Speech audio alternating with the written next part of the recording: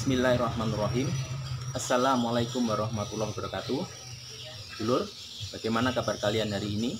Mudah-mudahan selalu sehat walafiat, panjang umur, murah rezeki. Amin ya robbal alamin. Oke dulur, pada kesempatan kali ini saya akan membagikan trik mengenai pengelasan besi tipis dengan hasil yang maksimal.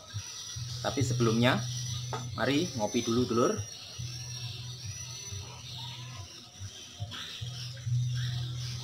Mantap dulur.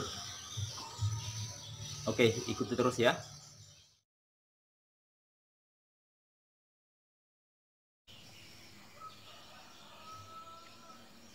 Oke dulur, ini nanti yang akan kita las ya. Jadi di sini ada besi hulu dengan ketebalan 1,2 mili.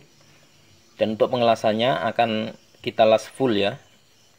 Tapi sebelumnya untuk las dasarnya akan kita gunakan dengan metode las titik, atau sering orang menyebutnya dengan istilah las kredit. Tapi dalam istilah pengelasan sendiri adalah tack weld atau tack welding. Jadi sistem pengelasan dengan cara hidup mati ya. Oke dulur, langsung aja kita pasang untuk posisi pengelasannya ya.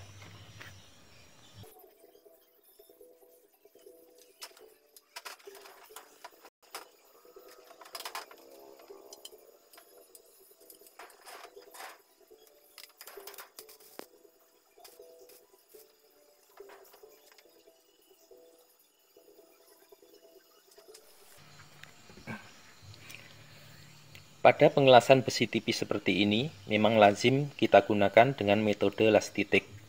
Tujuannya apa sih dari metode las titik tersebut? Jawaban yang paling gampangnya adalah supaya tidak bolong.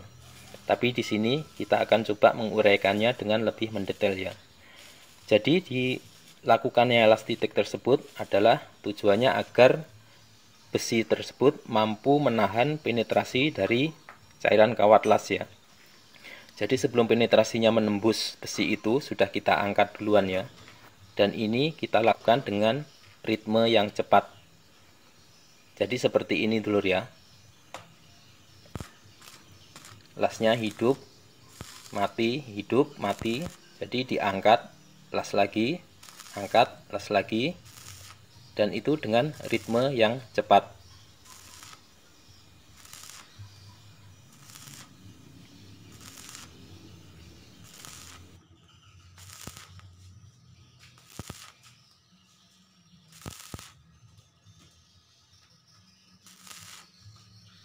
Nah, dengan metode seperti ini, maka besi akan mampu menahan penetrasi dari cairan kawat las tersebut. Dan apakah penetrasi itu? Penetrasi dalam secara bahasa berarti tembusan atau penembusan. Tetapi di dalam istilah pengelasan, penetrasi adalah kedalaman daerah yang meleleh pada benda asal atau pada benda kerja yang kita las. Dan semakin besar diameter kawat las atau semakin tinggi ampere las yang kita gunakan, maka akan semakin dalam penetrasi dari kawat las tersebut.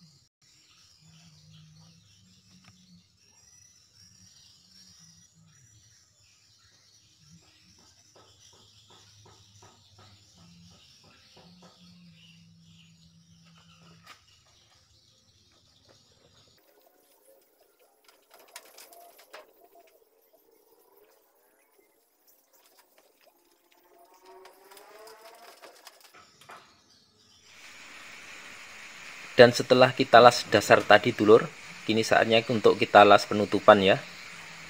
Dan pengelasan ini kita lakukan dengan terus menerus, tidak dengan di titik-titik seperti las dasar tadi. Tapi pada las ini tarikannya agak lebih cepat daripada kita pengelasan tebal pada umumnya ya. Itu tujuannya adalah untuk menghindari bolong. Karena walau bagaimanapun besi ini masih tetap tipis walaupun sudah diberi pengelasan dasar ya.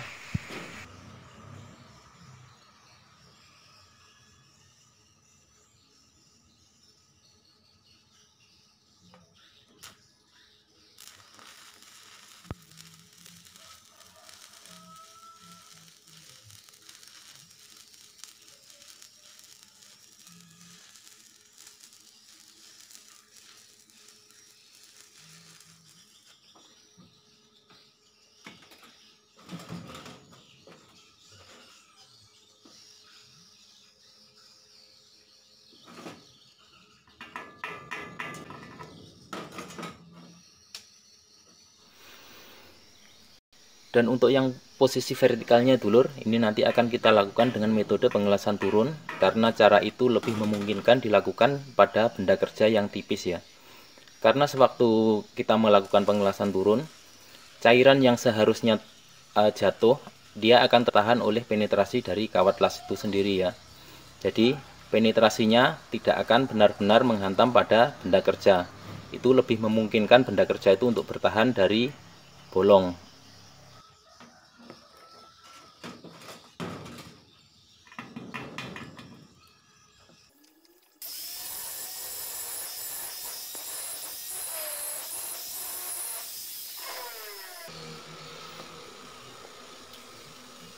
Dan contohnya seperti ini dulur, kita lakukan pengelasan dengan metode pengelasan turun ya. Bagaimana? Cukup mudah kan untuk dilakukan?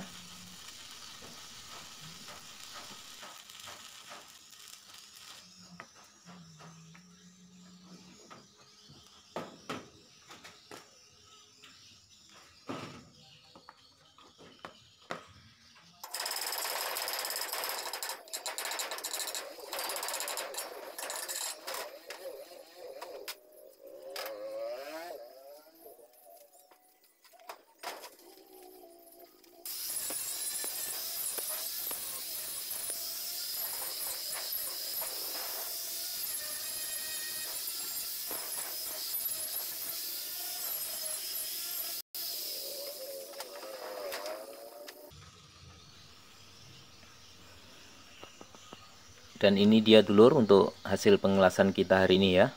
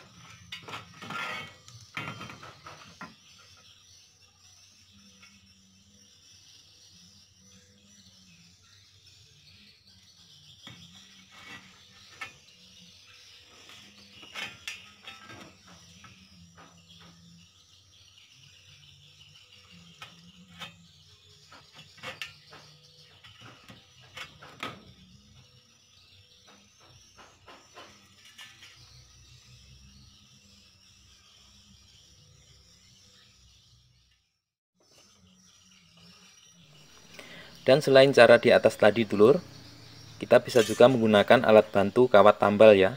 Tujuannya adalah tetap sama untuk menghindari dari bolongnya benda kerja yang kita las ya.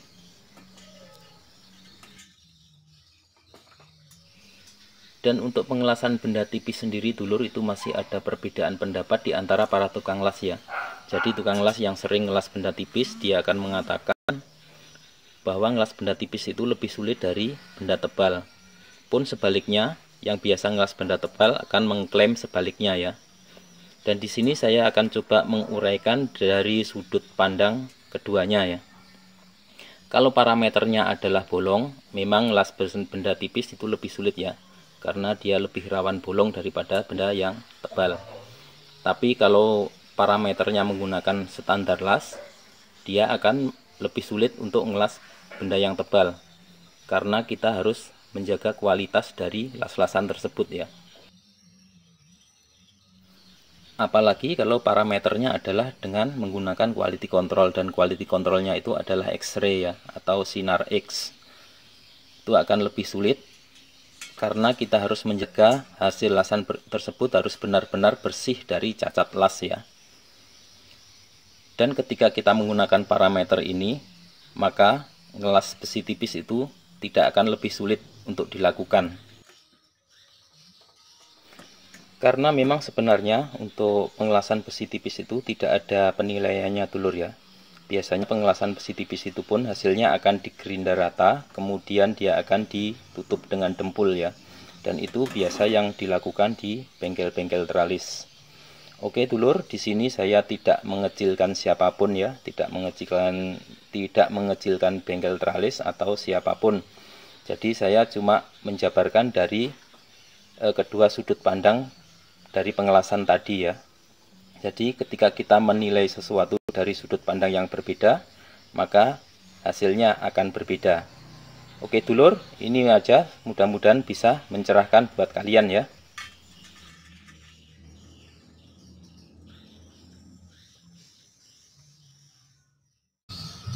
Oke, itu tadi dulur sedikit dari saya, mudah-mudahan bermanfaat bagi kalian yang lagi belajar ngelas ya. Kalau ada manfaatnya, bisa kalian bagikan kepada teman-teman kalian, saudara-saudara kalian, atau siapapun yang lagi belajar ngelas. Mudah-mudahan bermanfaat. Sekian dari saya. Assalamualaikum warahmatullahi wabarakatuh.